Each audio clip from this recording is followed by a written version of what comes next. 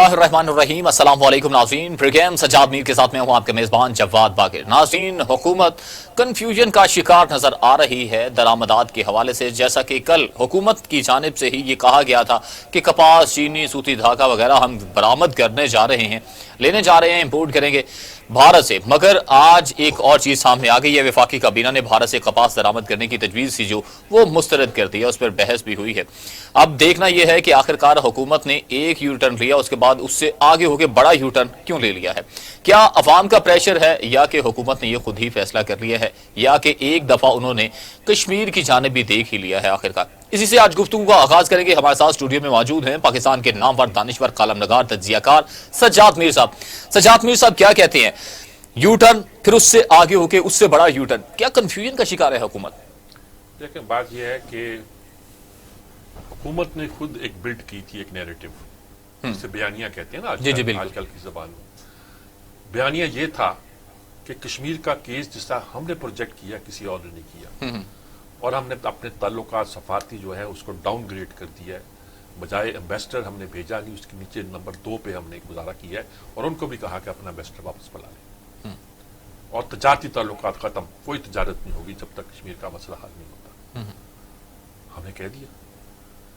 پچھلے دنوں اچانک پتہ چلا کہ ہاٹ لائن پر گفتگو ہونے کے بعد ہماری سیز فائر ہو گئی ہے کشمیر لائن آف کنٹرول پر، اور یہ بات آگے بڑھتی گئی اور لگا کہ یہ کوئی نارمل سی باتیں ہو رہی ہے، اور پھر لگا تعلقات نارمل ہو رہے ہیں، نارمل۔ اور یہ بھی کہا کہ ہارٹ آف ایشیا کانفرنس ترکی میں ہو رہی تھی، ہمارے وزیر خارجہ نے بڑے فخر سے بتایا کہ انڈیا نے وہاں کشمیر کا ذکر نہیں کیا، یہ بہت بڑی بات ہے۔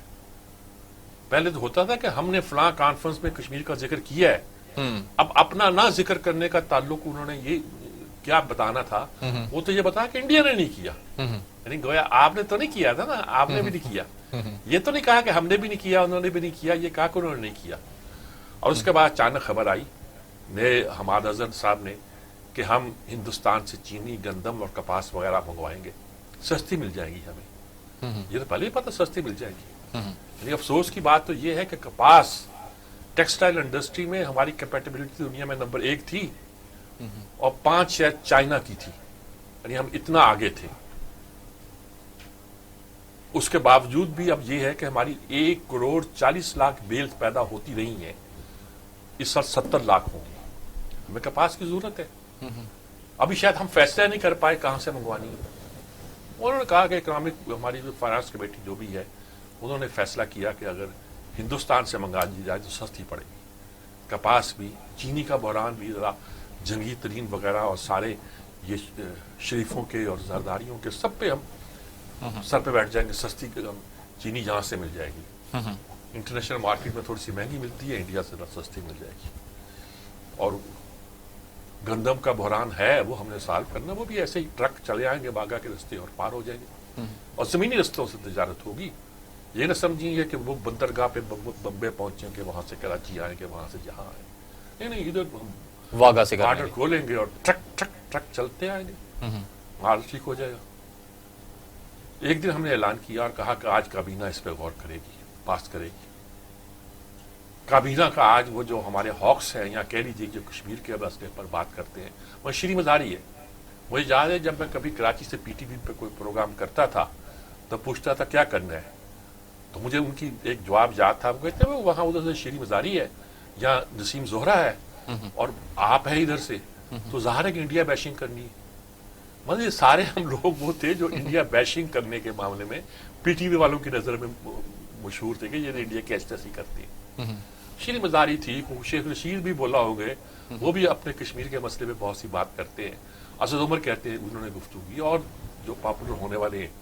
چنانچہ فوری طور پر اس جو سمری کو تھا وہ مسترد کر دیا گیا یا ملتوی کر دیا گیا، پاس نہیں ہوئی۔ اب شاید خاقان عباسی اور دوسرے لوگ کہتے ہیں کہ آپ کو پتہ ہے کہ سمری جو پیش کی جاتی ہے تو وزیر اعظم کی سمری ہوتی ہے، اور وزیر اعظم کی سمری کا کابینہ کی طرف سے ریجیکٹ ہونے کا مطلب ہے کہ آپ پر عدم اعتماد چھٹی کر دی۔ یہ ایسا تو نہیں ہے کہ ایک دن ڈرامہ لگا دیا، اب آ رہا ہے کہ اوگرا نے کہہ دیا 10 روپے بڑھا دی جائے قیمت، 15 دن کے بعد آ گیا کہ انہوں نے کہا 20 روپے بڑھا دی جائے قیمت، 10 روپے پچھلے تھے، 20 روپے اب اگلے مہینے آ گیا 5 روپے بڑھا دی جائے، اور ہر بار یہ آتا رہا جی وزیر اعظم نے اس کو مسترد کر دیا. یہ کیا مذاق ہے یار.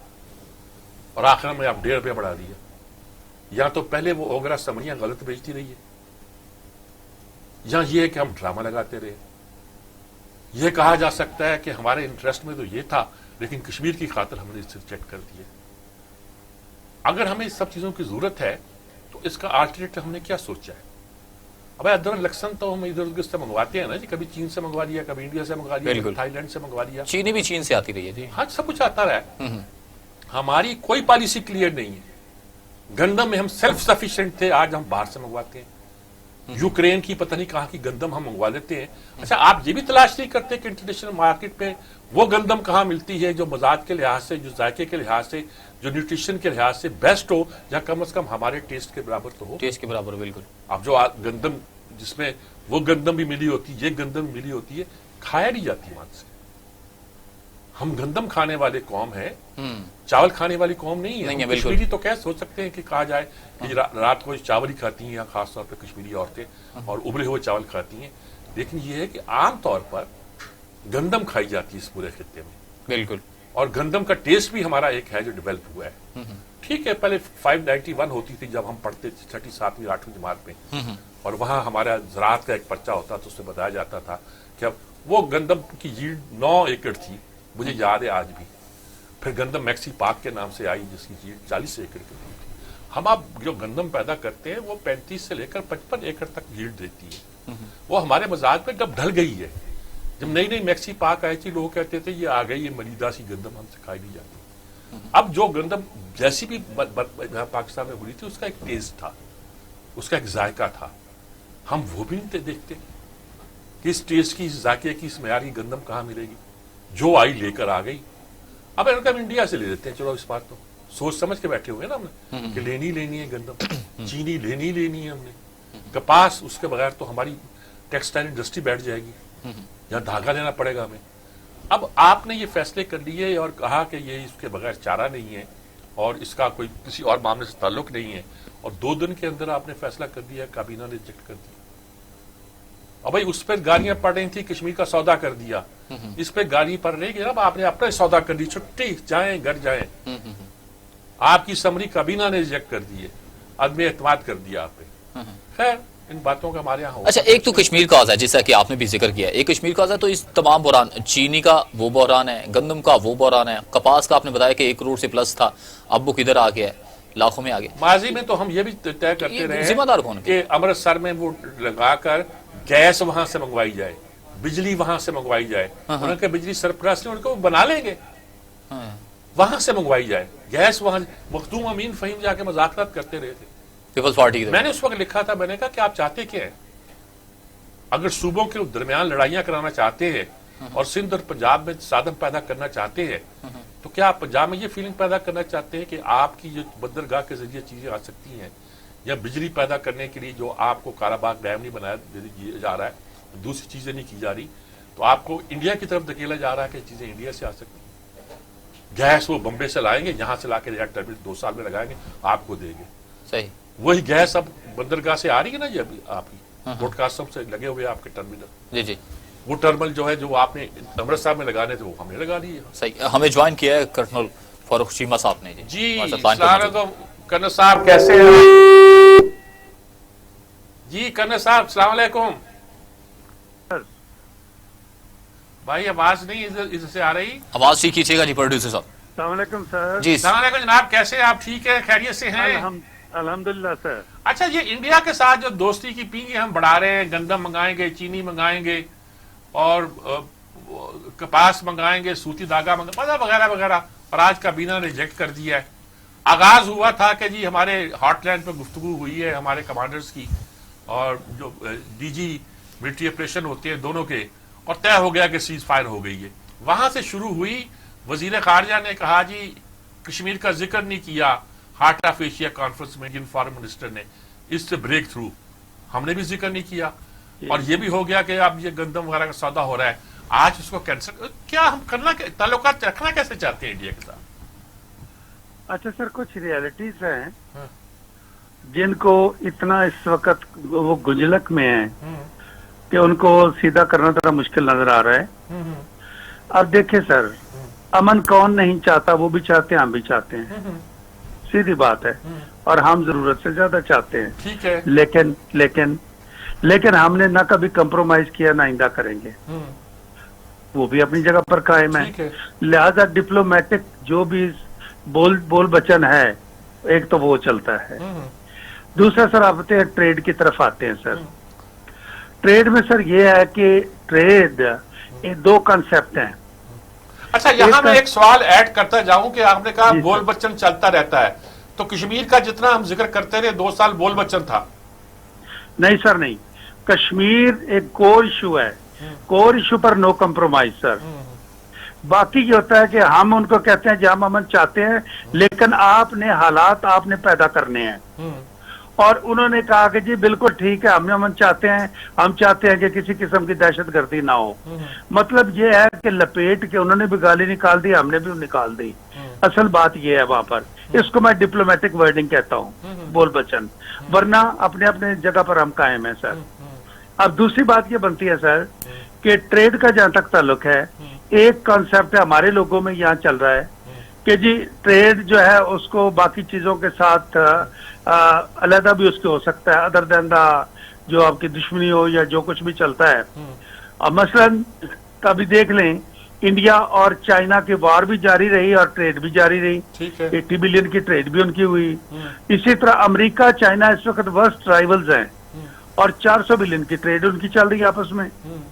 ठीक है सर, एक कंसेप्ट ये था, और दूसरा कंसेप्ट ये है कि जी हम इस तरह करके अपनी जगह से पीछे हट रहे हैं और हमारे शहीदों का खून रायगा नहीं जाना चाहिए। ठीक है, मैं ये कहता हूं सर कि चाहे सोने का नवाला दें या कुछ भी हो, सोने के पहाड़ क्यों ना आपको मिले, अगर आपकी पब्लिक परसेप्शन ठीक नहीं है, ठीक है, अगर पब्लिक अपनी खून को याद रखती है तो इसको गर्म रखना पड़ेगा।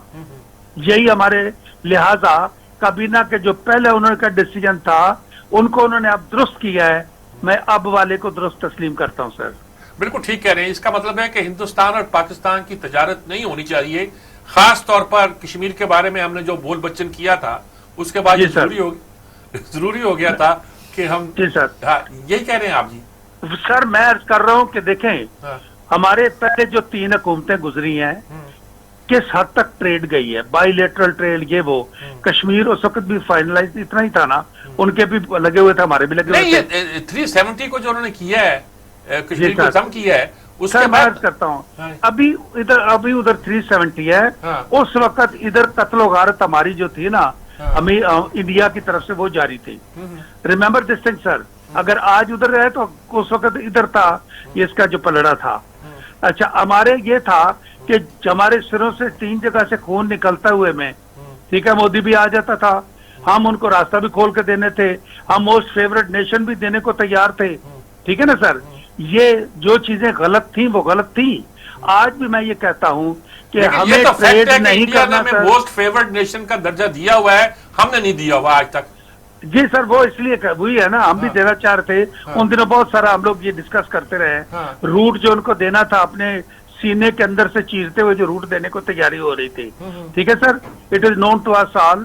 जब वो उनकी वो वजीर खारजा भी यहाँ भी आई थी और उन्होंने मांगा था रूट ऑफिशियली आल्सो। सर बात यह है कि उन चीजों को मैं कहता हूं कि वो भी गलत थी।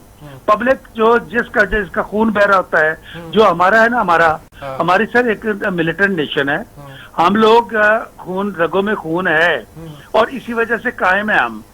हमें इस तरीके से वो बनियान नहीं बनना। वैसे कर्नल साहब, हम ही ने कहा है कि जी सीज फायर भी हम ही ने की है, यानी हमारी फौज ने की है, और फौजी ने कहा, कमांडर चीफ ने हमारे कहा है कि हाउस इन ऑर्डर करना चाहिए और माजी की बातों को भूल जाना चाहिए। सर मैं 10 दफा मेरे से कहलवा लें, मैं भी कहता हूं, पर बात ये होती है सर कि एक्चुअली प्रैक्टिकली क्या होता है सर, ये डिजायर है, ये पॉलिटिकल डिप्लोमेसी है सर, जो करते रहे हैं। ठीक है सर, और इसमें यह है कि जी आजकल अमन हम भी चाहते हैं, नो डाउट, लेकिन हमने ये साथ कहा, लेकिन इसके लिए हालात इंडिया को पैदा करने हैं। ठीक है जी, उन्होंने कहा कि जी आपने इसको चाहते हैं कि दहशतगर्दी भी ना हो, मतलब ये था, उन्होंने भी उसी तरह किया, हमने भी उसी तरह। हम सर जितना भी एक दूसरे को मीठा ऑफर कर लें, ये कुछ नहीं होता। एक और पहलू इसका सर ये था जिसके लिए ये पब्लिक को और भी थोड़ा सा मिला, उसमें ये था कि अगर ये चीनी अचानक वहां से मंगवा लेते, शायद उस वक्त गवर्नमेंट का ये था कि ये इधर फौरी रिलीफ हो जाएगा रमजान से पहले, और उधर क्या था, उधर जो हमारा चीनी माफिया है, जो स्ट्रॉन्गेस्ट पॉलिटिकल माफिया है, उन्होंने मर जाना था कि चीनी 55 रुपए 60 रुपए पे आ जाती, उनके स्टॉक किधर जाते। ठीक है सर, वो भी अंडर हैंड चलता है, उस प्रेशर को हम डिनाई नहीं कर सकते सर। इसी तरीके सर कॉटन का जहां तक ताल्लुक है, हमने इंडस्ट्री अपनी बंद करके ट्रेडिंग शुरू कर दी थी, कॉटन एरियाज को सारा शुगर केन में बदल दिया, मिलें लग गई। अब आज हमारा उसका रिजल्ट आज क्या बन रहा है सर, कि आज आपका फैसलाबाद को ऑर्डर मिल रहे हैं, कॉटन इमीडिएट यान नहीं है, लेकिन इतनी जल्दी वो सारा रिवर्स भी नहीं हो सकते जो पहले डिसीजन लिए हैं। ये जो पॉलिटिकल रिश्ता के डिसीजन सर कौमी होते हैं, ये these are the germs of tuberculosis, पुराने वक्तों में कहा जाता था कि इनिशियली डिटेक्ट नहीं होते, easy to cure, later on सामने होते हैं लेकिन क्योर नहीं हो सकते। तो ये जो डिसीजन हमारे अब भी जो हमारे वक्ती तौर पे करते हैं ना, मसलन ये एक वक्ती डिसीजन था कि जी फौरी तौर पर चीनी भी ले लें और इनसे वो भी ले लें। ठीक है सर, ये वक्ती डिसीजन तो हो सकता था, लेकिन ये फोर साइड में अगर आप जाते हैं और हैं हाइंड साइड में, ठीक है सर, तो हमें ना पीछे से सपोर्ट मिलती है, ना हमारे पब्लिक को इसके साथ चलती है। आपका मतलब है कि इंडिया के साथ ट्रेड नहीं होगी हमारी? जी सर, इंडिया के साथ हमारी ट्रेड नहीं होगी उस वक्त तक? नहीं होनी चाहिए सर। अच्छा, बिल्कुल नहीं होनी चाहिए, गलत है सर। हम महंगी खा लेंगे, कम खा लेंगे। अच्छा, मैं आपको अर्ज करता हूं कि ये एक सोसाइटी को, जो मैं हमेशा सोसाइटी को बीच में लाता हूं, खुदा के लिए थोड़ा सा सोसाइटी को कहें कि भाई अपनी कंजम्पशन भी थोड़ी कम कर दो, रमजान जरूर आए, वो इबादत कर लो चीनी खाने की बजाय, थोड़ा सा उधर से भी कम करें, और थोड़ा सा हम कहीं और से, ब्राजील से ये या कहीं और से हम थोड़े बहुत ज्यादा महंगा थोड़ा ले लें, कोई अर्ज नहीं है।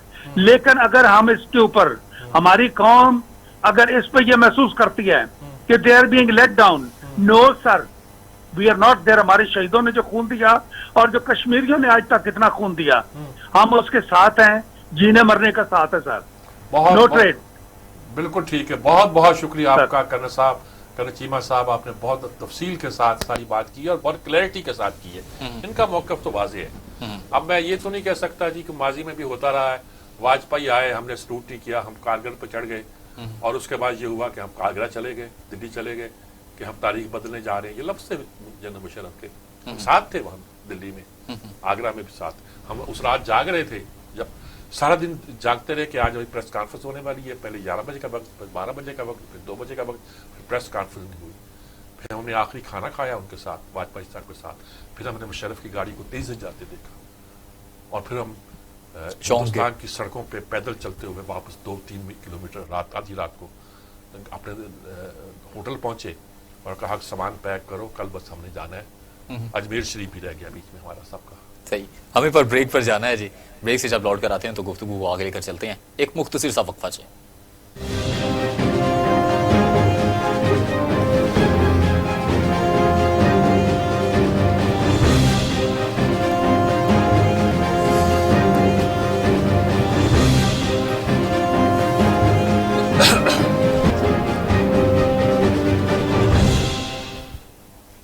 Welcome back. सजाद मीर साहब, ब्रॉड शीट कमीशन रिपोर्ट वो सामने आई है जिसमें अफसरान ने रिकॉर्ड छुपाने और गुम करने की हर मुमकिन कोशिश की है। रिपोर्ट में इंकशाफ किया गया और भी बहुत सी चीज़ें हैं ब्यूरोक्रेसी के हवाले से। इसमें फवाद चौधरी साहब यानी कि हुकूमत के हैं तर्जमान साइंस एंड टेक्नोलॉजी के, उन्होंने कहा है कि जी जरदारी साहब भी अब स्विस अकाउंट, वो सारा कुछ कैसे देखने की तमाम चीज़ें तो खुलकर सामने आ रही हैं। वो कहते हैं सिर्फ एक जगह से दूसरी जगह बल्कि बरियाज़मों तक है ये मामला। पहले तो सारा जोर शरीफों पे था, अब चलो जरदारियों पे चला गया। स्विस अकाउंट का मामला तो ज़ाहिर मशकूक रहा है। हमारे चीफ जस्टिस, एक वज़ीर आज़म को जाना पड़ा, फिर चीफ जस्टिस की बहाली नहीं हुई, लेकिन फिर जब वो बहुत पहले की बात थी, लेकिन उन्होंने एक स्टैंड लिया उस मसले पर। बड़ा मुल्क का बहुत बड़ा मसला रहा स्विस अकाउंट्स का। अब ये कह रहे हैं कि वो फिर खोले जा सकते हैं, रिकॉर्ड हमारे पास मौजूद है। इसकी टेक्निकल बात है, मुझे नहीं मालूम। अभी तो सियासी बात है कि ये काम हो सकता है। सही। इन कुछ लोगों का नाम लिए, अहमद बिलाल सूफी, غلام رسول ہے اور عبد الباسط، غلام رسول کا مجھے نہیں پتا کون ہے یہ، اور شاہد علی بیگ ہیں، طارق فواد ہیں. ایسے بھی یہ کہتے ہیں کہ ان کے خلاف مقدمات قائم ہو سکتے ہیں، فوجداری مقدمات. بالکل. اچھا ابھی تو ان کے یہاں کہا گیا، ریکمینڈ کیا گیا، عظمت سعید صاحب نے کہا کہ یہ کر لی جائے. ہمیں تو ویسے دیکھی بات ہے کہ ایک میجورٹی کو جب عظمت سعید کو مقرر کیا گیا تھا تو ان پہ کچھ زیادہ اعتبار نہیں تھا. بالکل. کچھ معلومات تو روک بند کر دی ہیں، معلوم تو جو ہمارے ریکارڈ میں موجود تھی سامنے لے آئے. اصل مقصد یہ نہیں تھا، اصل مقصد پن پوائنٹ کرنا تھا کہ کون اصل مجرم ہے، اصل ذمہ دار ہے، اس کا حل کیا ہے. اب ان پر مقدمات فوجداری قائم کیے جائیں. وکیل کے خلاف مقدمہ قائم کرنا آسان نہیں ہوتا بھائی. ایک اور پنگے میں پھنسا رہے ہیں آپ ہمیں. یعنی احمد بلال صوفی اسپیشل لائر ہیں، انہوں نے مقدمہ لڑا ہوگا. عبد الباسط وہ ہیں جو وہاں ڈپٹی ہائی کمشنر تھے اور جنہوں نے سائن کی تھی چیک پہ جو ان کو دیا گیا تھا. بالکل. آپ معلوم تو کریں کہ جہاں کس نے اس کی پشت پناہی کی تھی نا، وہ تو معلوم کریں آپ. اور کہانی ابھی پتہ نہیں پوری آئے گی، رپورٹ تو پتہ چلے گا. اب انہوں نے اس کو پبلسٹی کا اس کا طریقہ بنا لیا ہے، بیان کرنا شروع کر دیا ہے. شہزاد اکبر بھی بہت دنوں کے سوئے ہوئے جاگے ہیں، جب سے وہ سینیٹر نہیں بنے تھے چپ چاپ تھے، لیکن کچھ جاگے ہیں کہ چلو جان پتا کرو، شاید کچھ ابھی کچھ ہو جائے. یہ مسئلے کا حل نہیں ہے. اس میں عظمت سعید صاحب نے پھر وہی کہا کہ جب مرگلا کی پہاڑیوں کے پتہ نہیں دامن میں بیٹھا یہ رپورٹ لکھ رہا تھا تو کئی گیدڑ جو تھے، ہاں جی، گیدڑ ارد گرد وہ سارا کچھ وہ کر رہے تھے. پتہ نہیں گیدڑ کس کو کہا انہوں نے. اچھا اس طرح کے کمنٹس جو سسلین مافیا کا لفظ بھی انہوں نے استعمال کیا تھا باکس میں، گاڈ فادر سسلین مافیا. دیکھیے صاحب، یہ آپ رپورٹ لکھیں، آپ چیز چن کے لائیں تاکہ آپ کی کریڈیبلٹی قائم ہو. صحیح. ابھی تک کریڈیبلٹی کی بات نہیں ہے. ہمیں جوائن کیا ہے تجزیہ کار سلمان عابد صاحب نے جی ہمارے ساتھ. جی السلام علیکم سلمان عابد صاحب. جناب میر صاحب کیسی طبیعت ہے؟ کیا حال ہے جناب؟ جناب اللہ کا شکر، آپ سنائیں. اچھا رپورٹ آ گئی ہے جی، ایک نیا پنڈورا باکس کھل گیا ہے، کیا کہیں گے آپ اس کو؟ دیکھیں میر صاحب، ابھی تک براڈ شیٹ کے معاملے میں کوئی خاص ڈیولپمنٹ تو ہو نہیں سکی ہے، اور حکومت نے پولیٹیکل کانٹیکس میں اس کو استعمال کرنے کی کوشش کی ہے. اور شہزاد اکبر صاحب جتنا اس کے اوپر شور مچاتے ہیں اتنی ابھی تک چیزیں تو اس طرح سے سامنے نہیں آ سکی ہیں. تو اب دیکھنا ہوگا کہ یہ جو کہہ رہے ہیں کہ جی پیمنٹس جو ہیں وہ غلط طریقے سے کی گئی ہیں، اس کو انویسٹیگیٹ کریں گے، کیسے آئیں گے اور کیا اس کا نتیجہ نکلے گا. کیونکہ ابھی تک جب سے حکومت آئی ہے احتساب کے معاملے میں کوئی بڑی میجر میگا ڈیولپمنٹ تو نہیں ہوئی ہے. ٹھیک ہے. اور جتنے انہوں نے دعوے کیے تھے باہر سے لوگوں کو لانے کے لیے، پیسے لانے کے لیے، اور یہ براڈ شیٹ کے معاملات میں بھی، تو میں تو کوئی بڑی ڈیولپمنٹ اب تک نہیں دیکھ سکا ہوں. اور بدقسمتی سے حکومت ہو یا اپوزیشن ہو، دونوں اس پورے معاملے کے اندر ایک سیاست کرتے ہوئے زیادہ غالب نظر آتے ہیں. تو جب آپ اس طرح کے معاملات میں سیاست کریں گے تو پھر نتیجہ تو وہ نہیں نکلے گا جو آپ نکالنا چاہتے ہیں، پھر وہی نکلے گا جو اس وقت ہمیں نظر آ رہا ہے کہ پورا کا پورا جو احتساب کا عمل ہے وہ ایک پولیٹیسائز زیادہ نظر آتا ہے. تو اب لیٹس سی، دیکھتے ہیں کہ آپ اس کو جب نکالیں گے. اچھا اب یہ کہتے ہیں انہوں نے 5 بندوں کو کہا کہ ان کے خلاف فوجداری مقدمے قائم کرنے چاہیے یا ہو سکتے ہیں یا کریں گے. احمد بلال صوفی انٹرنیشنل لائر ہے، آپ کسی اور مصیبت میں تو نہیں پھنس جائیں گے؟ ایک ایسے ہی سوال یہ ہے نا کہ اگر آپ میں نے کہا سوال یہ ہے نا کہ اگر آپ معاملات کو جذباتیت سے دیکھیں گے تو پھر حکومت ایسی غلطی کرے گی جس کا آگے جا کے خمیازہ بھگتنا پڑے گا. اور احمد بلال محبوب جو ہیں وہ تو بہت جسے کہتے ہیں بلال صوفی صاحب جو ہیں وہ تو بڑے معروف قانون دان ہیں، سمجھ بوجھ رکھتے ہیں. تو قانونی فہم ان کا کیا کہتا ہے کہ اس میں کتنی جان اور کتنی جان نہیں ہے وہ دیکھنا ہوگا. کیونکہ جب آپ ان معاملات کو اچھالیں گے تو جب انٹرنیشنل جو ادارے ہیں، انٹرنیشنل کورٹس ہیں، ان سے جڑے ہوئے معاملات کو جذباتیت سے زیادہ عقیدت کی بنیاد پہ دیکھنے کی ضرورت ہوتی ہے کہ اس میں کتنی گنجائش ہے کہ جہاں پاکستان اپنا کیس لڑ سکے گا صحیح طریقے سے اور اسے ایک بڑی سختی کا سامنا نہیں کرنا پڑے گا. تو مجھے لگتا ہے کہ یہ ٹھیک ہے. ابھی بھی بہت سی باتیں ایسی ہیں جس پہ کہا جا رہا ہے کہ ہم ایسا کریں گے ایسا کریں گے، لیکن عمومی طور پہ حکومتیں کہتی ہیں پھر وہ پیچھے ہٹ جاتی ہیں. تو دیکھیں گے کہ حکومت اس سارے معاملے میں کہاں تک لے کے چلتی ہے اور کہاں تک اس کو فالو اپ کرتی ہے. وہی ڈٹرمن کرے گا کہ حکومت اس سارے معاملے میں کتنی سنجیدہ نظر آتی ہے. مگر نہ دوسری کوشش یہ ہوگی کہ ہم اس طرح کی رپورٹیں جاری کر کے بنیادی طور پہ جو مخالفین ہیں ان کے خلاف ایک بطور ہتھیار استعمال کرتے ہیں اور میڈیا میں پروپیگنڈا کر کے ثابت کرنے کی کوشش کرتے ہیں کہ یہ تمام معاملات میں کرپشن ہوئی ہے, بدعنوانی ہوئی ہے اور لوٹ مار ہوئی ہے. اچھا یہ مجھے بتائیں کہ یہ جو اس رپورٹ میں یہ کیا کہ جب میں مارگلا کی پہاڑیوں کے پتہ نہیں دامن میں یہ رپورٹ لکھ رہا تھا تو گیدڑوں کی پتہ نہیں آوازیں بھی آ رہی, کن کو کہا ہے انہوں نے؟ سر دیکھیں یہ ساری کہانیاں جو ہیں جس کو بھی کہیں ہیں, اب آپ مجھے بتائیے میر صاحب, آپ زیادہ سمجھ بوجھ رکھتے ہیں ان تمام چیزوں کے بارے میں, قانونی معاملات میں اس طرح کی شاعری کیا کہتی ہے؟ تو شاعری یہی کہتی ہے کہ آپ کے پاس کوئی بات نہیں ہے اور آپ اسی طرح کی باتیں کر کے جو ہے معاملات کو آگے لے کے چلنا چاہتے ہیں. تو میرا موقف یہ ہے کہ وہ کوئی بھی ہو, جس کی طرف بھی اشارہ ہو, میں تو اس کے بارے میں کوئی حتمی رائے نہیں دے سکتا, لیکن مسئلہ یہ ہے کہ ہمیں شاعری سے زیادہ اپنے معاملات کو قانونی نفاذ تک اگر محدود رکھیں ٹھیک ہے, اور اس کو سیاسی اینک نہ پہنانے کی کوشش کریں تو وہی ملک کے مفاد میں بہتر ہوگا. دیکھیں نا یہ جو ہمارے اجمل سعید صاحب ہیں یہ وہی مشہور جج ہیں ہمارے جنہوں نے سسرین مافیا کا لفظ سب سے پہلی بار اپنے دماغ میں پیش کیا تھا. جی تو یہ اب تو دیکھیں نا, عظمت سعید صاحب اپنی کریڈیبلٹی تو رکھتے ہیں, عظمت سعید صاحب کریڈیبلٹی تو رکھتے ہیں, لیکن اب مسئلہ یہ ہے کہ یہ ایک نکاتی کمیشن ہے, ایک فرد ہے. اگر اس میں 2-3 لوگ ہوتے تو شاید یہ زیادہ بہتر طریقے سے چیزیں آتی, تو کوئی کم از کم ایک کے رائے کے مقابلے میں دوسرے کی رائے بھی سامنے آ جاتی.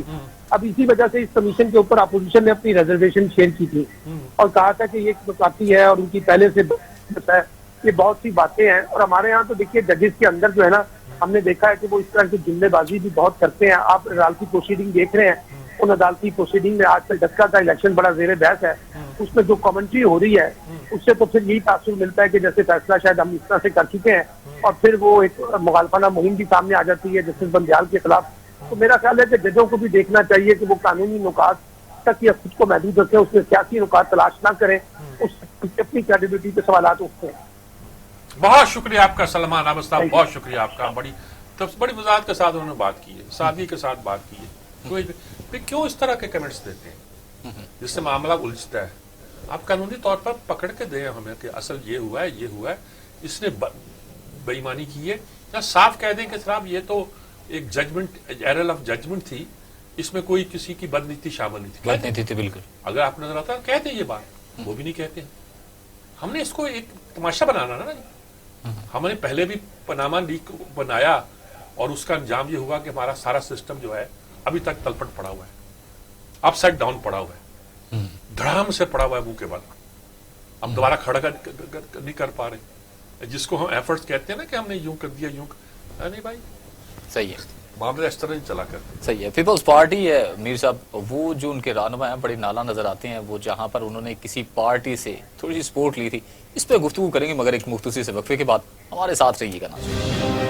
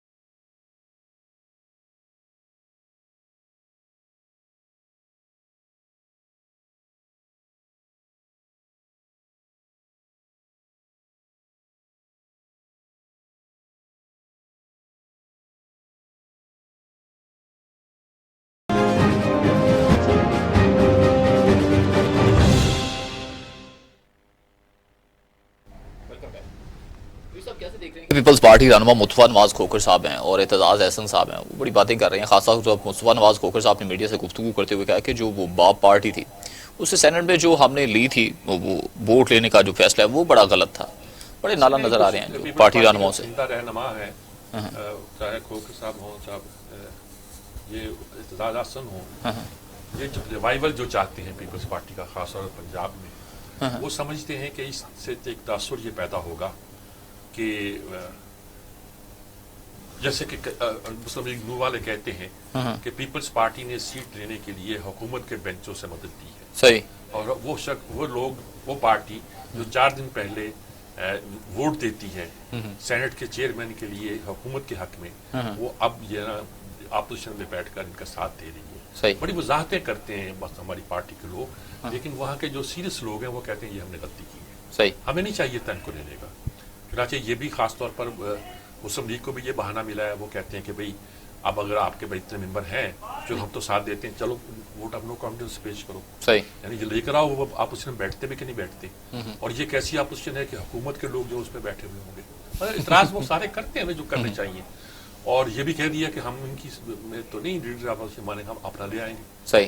اچھا وہ بھی کہہ سکتے ہیں، وہ کہتے ہیں ہم پھر قومی اسمبلی میں نہیں مانیں گے شہباز شریف صاحب کو. وہ کہتے نہ مانیں، ہمیں کیا فرق پڑتا ہے. مطلب لیکن ہم کسی سرکاری بینچ سے لا کر ہم اپوزیشن لیڈر نہیں بنے. یہ سارا جتنا موقف ہے اس میں پیپلز پارٹی کا جو بھی نیریٹو ہے، وہ پیپلز پارٹی کا بھی بات لوگوں کو پسند نہیں آ رہا. تو پیپلز پارٹی بیسیکلی اصولی لوگوں کی، کارکنوں کی بیس اس کی وہ ہے. ہر طرح کے لوگ آ جاتے ہیں پارٹی میں. پیپلز پارٹی میں بھی چونکہ ایک نئی پارٹی بن رہی تھی، ہر طرح کے لوگ آئے اور ہر طرح کا ایک مجمع اکٹھا ہو گیا.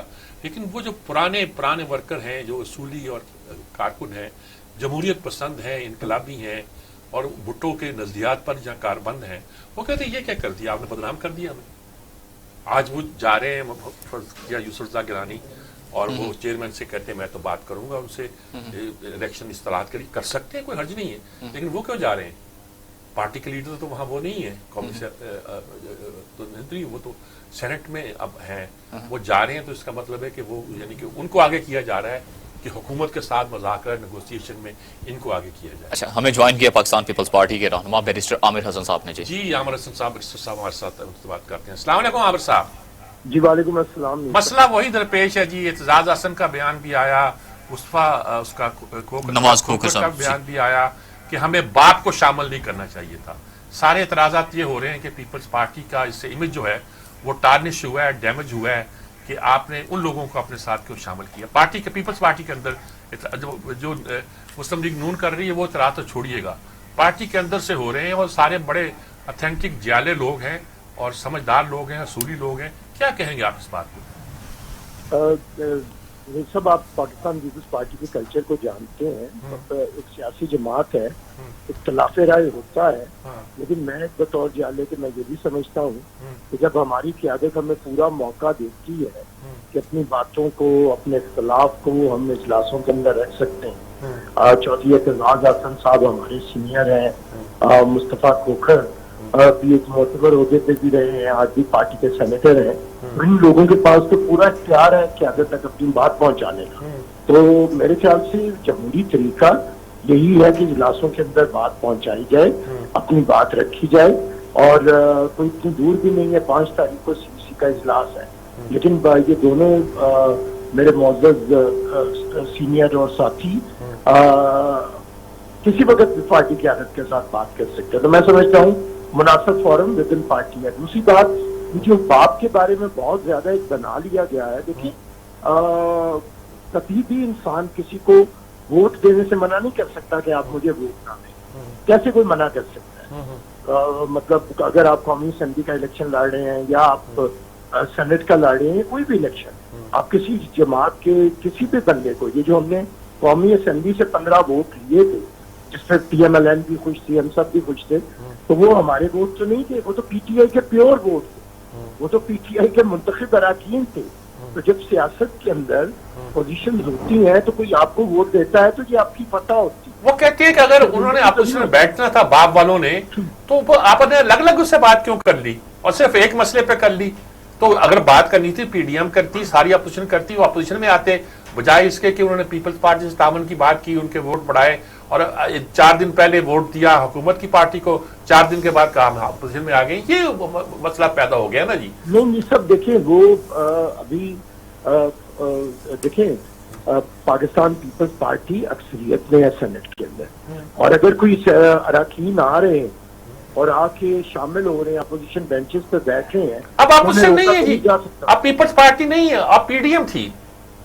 نہیں پی ڈی ایم تو ہے, لیکن پی ڈی ایم سے ہم تو بڑے دیکھیں یہ معاملہ آپ کے پروگرامز میں ڈسکس ہوتا ہے. پی ڈی ایم کا سربراہی اجلاس کیوں نہیں بلایا جا رہا؟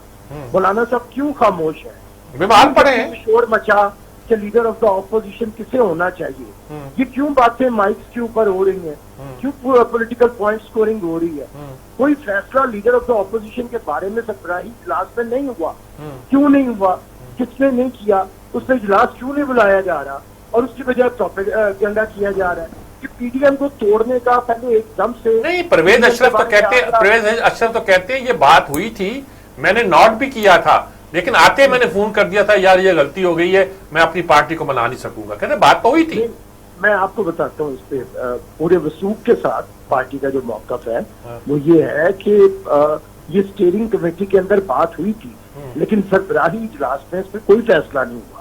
اور میر صاحب ہمارا جو پی ڈی ایم کا طریقہ کار ہے یا قانون ہے وہ یہ ہے کہ سربراہی اجلاس میں کیا جانے والا متفقہ فیصلہ اس پہ سارے عمل درآمد کریں. اسٹیئرنگ کمیٹی تو پرپوزل دیتی ہے, اب اسٹیئرنگ کمیٹی کے فیصلے کو کوئی فیصلہ سمجھ کے اور بیٹھ جائے اور اس پہ کوئی بات ہی نہ کرے, غائب ہو جائیں سارے, نہ سربراہی اجلاس ہو, اور بجائے اس کے گفتگو کرنے کے کبھی کوئی اٹھے اور ایک پارٹی کو تحریک شروع کر دے.